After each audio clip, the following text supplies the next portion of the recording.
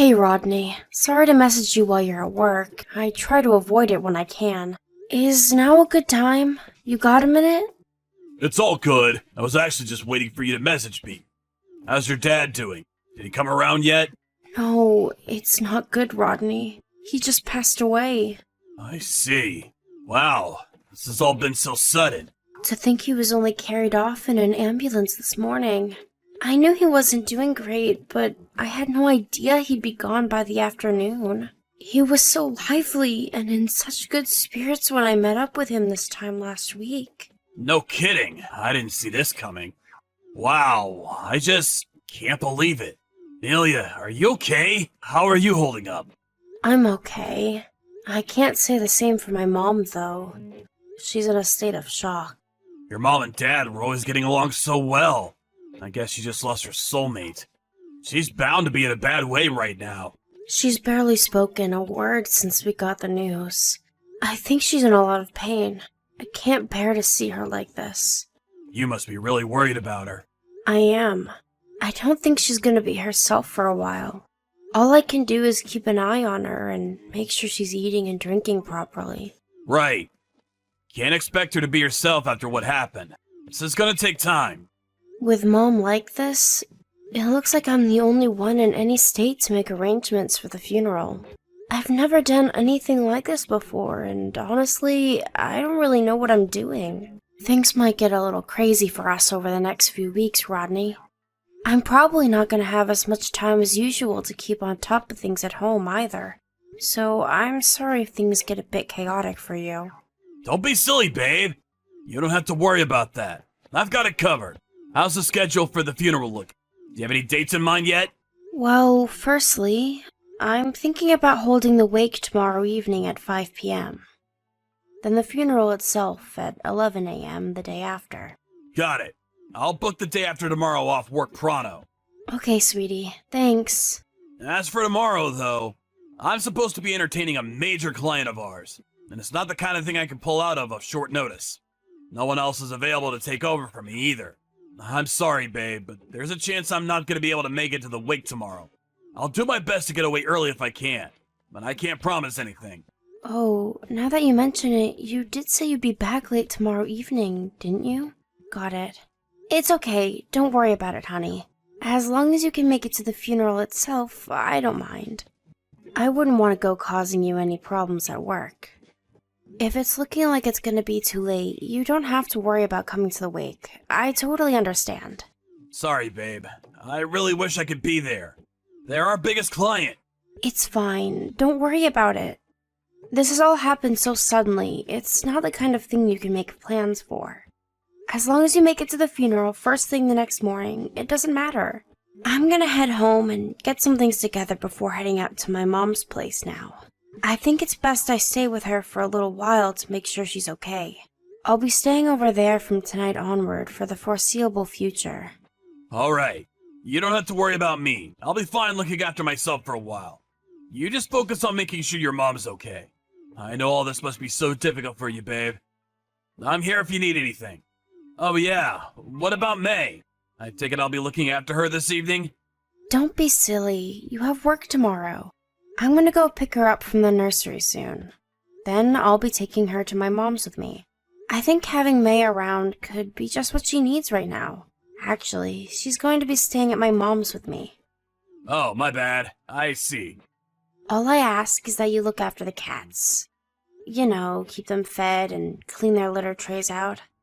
All right, leave it with me. Thanks, honey. All right. Well, I have some stuff to take care of now. I'll message you later on. Got it. You've gone through a lot, babe. I want you to know I'm here for you. Good morning, Rodney. Are you awake already? I just woke up. I'm getting ready to make my way there as we speak. I just have to go straight to the church, is that right? I haven't been there before, so I'm gonna let my sat-nav take me to the address you gave me. Right. We've all been here waiting for a while, so just look out for the crowd. My aunts and uncles are all here, so we should be pretty easy to spot. If you make your way straight here, you won't be able to miss us. All right. Come as quickly as you can, okay? May's been bored for a while now. She keeps complaining and she's super restless. I have so much to do. I don't have time to keep her entertained. I want to play with her, but it's out of my hands. Kids can be a pain at times like this, huh? Okay, I'll be there as fast as I can. I'm rushing to get my things together right now. I won't be long. I'm counting on you, Rodney. Please hurry.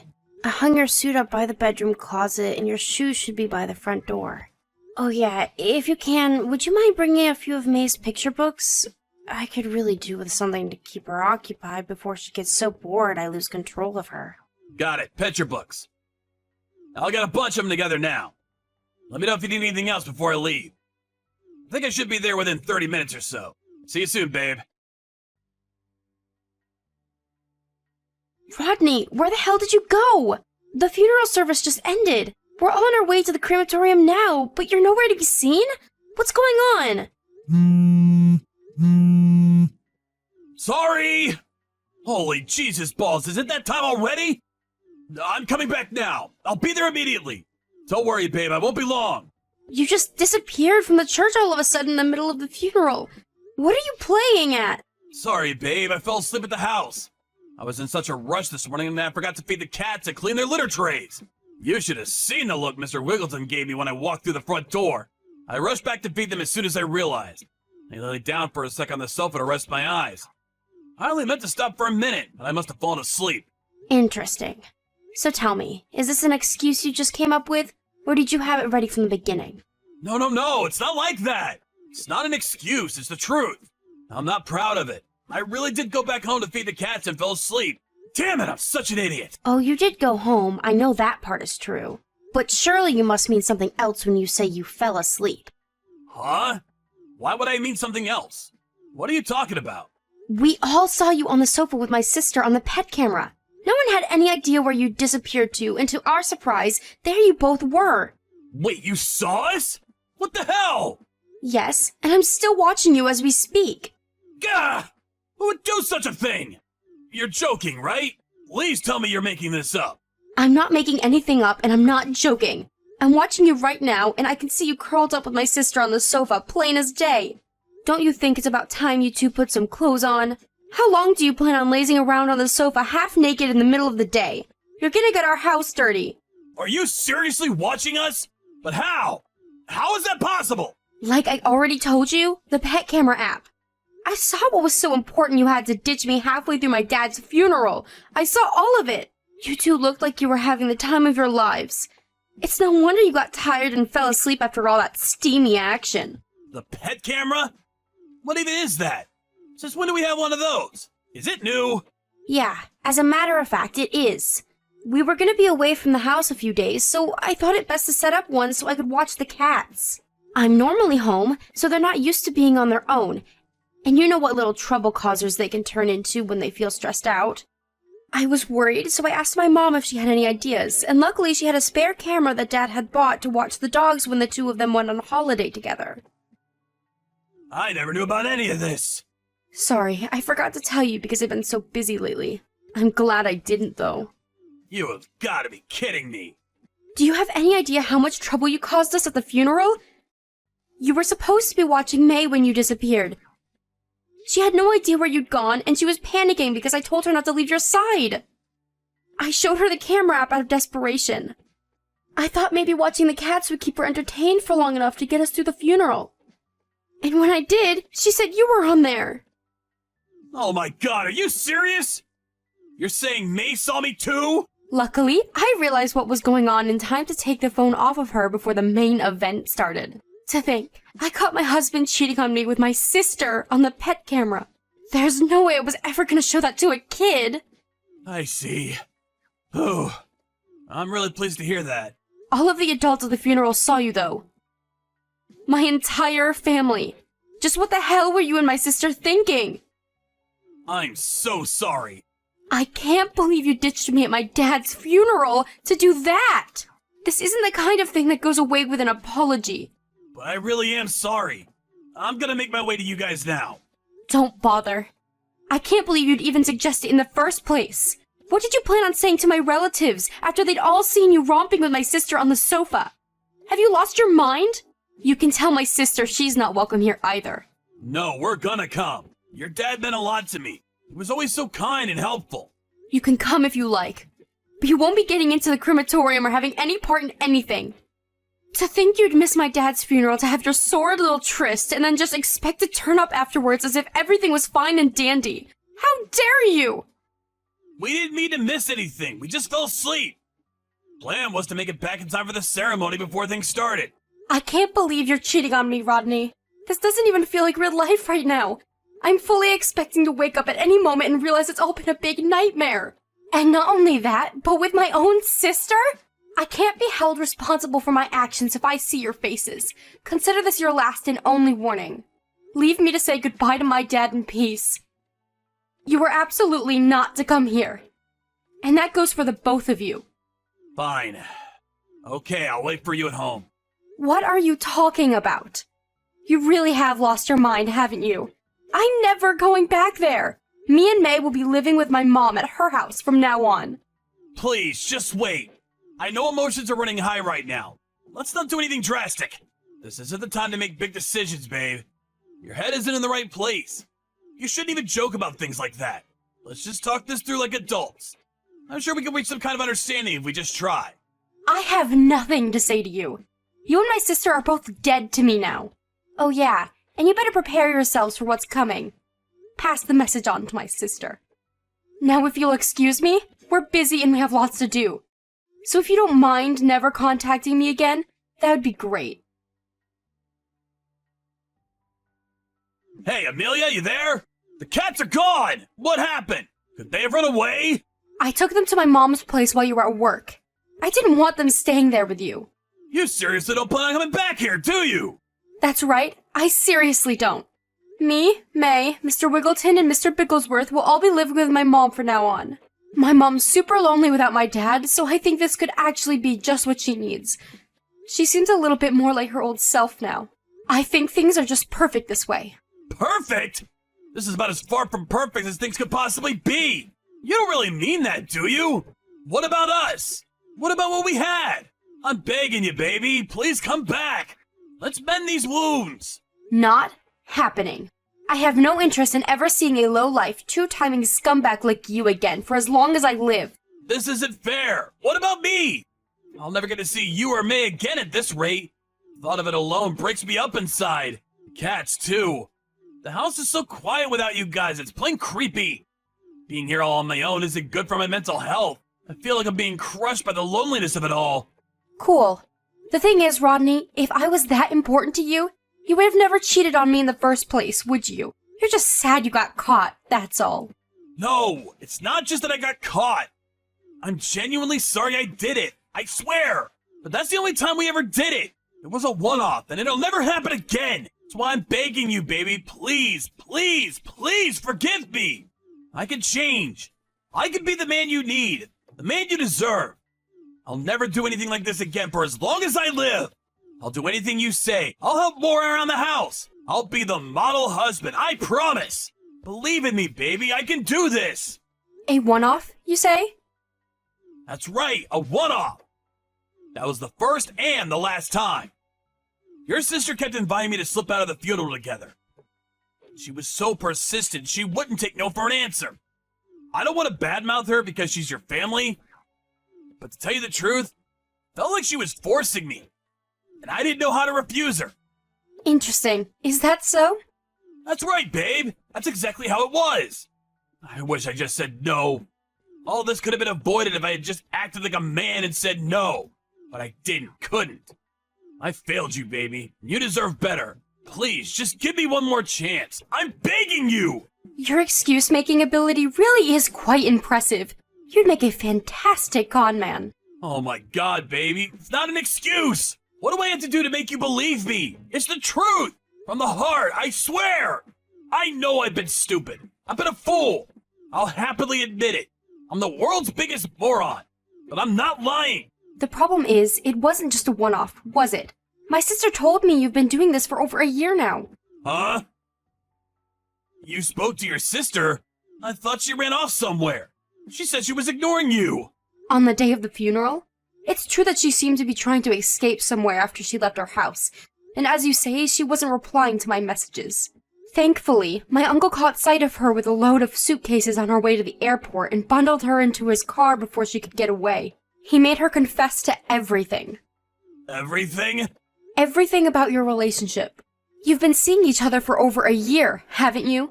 She told me all about how you'd meet up in secret every time we held a family get-together at my mom's house. Not only that, but you regularly met up on your own time, too.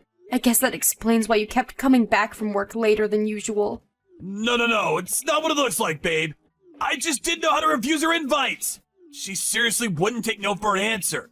She was like a woman possessed. I went the first time because I thought she might back off after that.